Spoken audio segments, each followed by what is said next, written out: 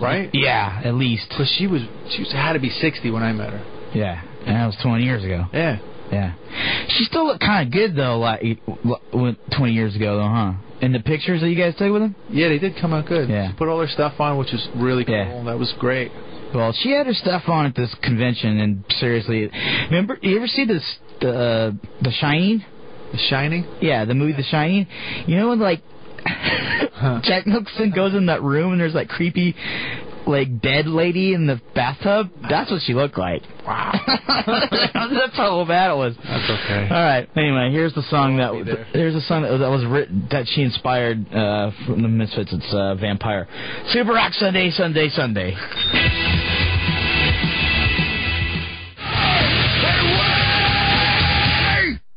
Whoa. Okay, that was Super Joint Ritual. Oh, fuck, I should have brought some acid bath, Doyle. Yeah. I forgot. It's in another box. Super Joint Ritual doing 4 songs right there. Super Joint was on they were on the first Blackest tour. Oh, yeah. We did 2 dates. Why you look at me like that for? Oh, yeah. Which is pretty funny. Those were funny shows, dude. I remember sitting there. If it ain't funny, I ain't doing it. I remember sitting there watching Superjoint play, and fuck, what's his name? Ooh. Phil, the singer, is going like, "Hey man, my stage is your stage, and I want to see all you motherfuckers come up. I want to see that break that barrier, and I want to see you come up here." And sure enough, dude, fucking, I'm like standing on the stage. Danzig's, dressing room is right behind my back, and all of a sudden, just there goes the barrier. Fucking, there's like 100 kids on stage, and I'm like just throwing people off the stage, man. It got nuts. Sometimes it gets like that. Yeah. Sometimes you feel like a nut. Sometimes you don't. But that was pretty funny shit. So, anyway. Super Joint Ritual right there. I'm just talking, dude. Before that, we'd heard the Agony Scene, which will be the opening band on this year's Blackest of the Black Festival. Which, my good... Oh, song. Let me tell them the song. They heard the Darkest Red by the Agony Scene. That's also the name of their record on Roadrunner. And then we heard Misfits doing Vampira. But Agony Scene opening up Blackest of the Black this year. Also on the bill was the Mortice. Ooh, the Mortice. The Bridge Troll. Is he from Hollywood? He's not from Hollywood.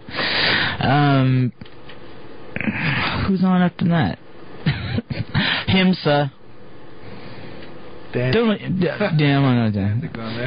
Behemoth. Chimera, and of course Danzig, featuring my in-studio guest, Doyle. Ta-da! That's what I was getting at. Okay. How'd you like that segue? Good. Yeah, you like that? Well, we were talking about something during the break, and now I totally forgot what it was. But it was funny. Oh, so, okay, tell us how you got in the band, actually. Okay. Misfits? Yeah, like, okay, Glenn and your brother went to high school, right? No, I think Glenn... somebody introduced my brother to him because he wanted to play in a band. So he met Glenn, and a couple of years later they were doing the first time we did Walk Among Us. And I used to practice with the band all the time. When Glenn wouldn't come down, or the guitar player wouldn't come down, I'd practice. So we were in the studio, and the guitar player at the time did not show up. And we were broke, so, whatever money we had, you had to spend it on that. You didn't have time to waste. So Glenn was like, fuck it, you just play it. And I was like, right on. So I played it. And he just said, you want to be in the band? And I was like, giddy up. How old were you? Like 15. Holy shit. Yeah. Were you always that big? Yeah. I came out this big. And then, so were you touring like when you were still in high school? Oh, yeah. That must have been fun as hell. Yeah, it was cool. One day we were I was going to school, and I heard on the radio we were playing the Ritz in New York, and they were like, "The Misfits at the Ritz," you know. And all the kids were like, "Hey, I heard your ad on the radio." I was like, "Wow," you know, because they were all in bands, and you know they were playing in the garage, you know. Yeah. And parties. Would you have a lot of bands like at your high school? We had a couple, yeah. We had 2. Yeah. Well, one of them was TSOL, so. Wow. Yeah. That's where I grew up. All the stoner kids were in bands. Black Sabbath. Trying to beat Black Sabbath. No, I don't know what the hell they were doing. They were doing covers. You know? Glenn was telling me about that last night. I don't know. Were you there for that conversation? Which one? Like, most of the bands in New York at the time were cover bands, and they were making a lot of money. And then, like, when people would come up and, you know, ask Glenn if he was in a band, he'd be like, "Yeah, I'm in a band." Like, "Well, what covers you do?" And he's like, "We got our own songs." And then nobody wanted to do anything with you. You know what's crazy about the Misfits back then? We did not play that many shows. If I played with Glenn 30 shows, yeah, that's a lot.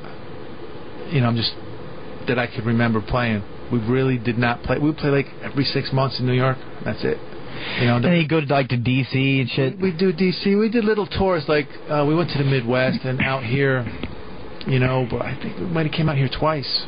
Yeah. You know, we really did not play that much, and then we broke up. And you know, I guess Glenn's popularity with Sam Hain and then Danzig is what, you know, stirred the shit on the Misfits. You know what I mean? Yeah. We really did not play that much. No, I remember that too, because I mean, I was on my way to Santa Monica Civic to see Misfits and Black Flag. Yep. And my ride never showed up, and I could have killed that bitch. Yeah, but now you're living the life. But I missed the. Now you want to kill yourself. I'm killing myself slowly with booze and drugs and fast food. Fast food. But that's why I got hot sauce. That sets you straight. It's so good. Hot sauce will set you straight, motherfucker. Wait, I was just gonna say something, but you know, being that I work for Glenn Danzig, I get to hear stories every once in a while, and he'll just come out with a fucking story. And I always hear this one story about how you guys played in Watts. Yeah. And like at the time, this is before Compton. So Watts was the Compton before Compton, and it was. I mean, they had riots there in the late 60s. Yeah. And this is a black neighborhood, and you guys Misfits played in Watts? Why? I don't know. But I remember we had to carry our equipment up a fire escape. You're talking SVT cabinets, you know, fucking Ampeg heads, you know, they're like 80 pounds. The cabinets, forget it. Up a fucking, you know, 3-story thing, put the stuff through the window. And it was so hot in there, I was passing out while we played. I passed out a couple times, and without falling down. Were there a lot of people showed up? I just remember how hot it was. And then when we came out, there was a big commotion, and a lot of shit was going down. It was pretty scary. Yeah, because we were the only white guys there. Yeah, except the kids who came to the show were white. And some black guys came up and tried to steal your equipment, and you guys broke out some baseball bats with nails in them. It was getting crazy, man. It was just... Wait, you guys carried around baseball bats with nails in them?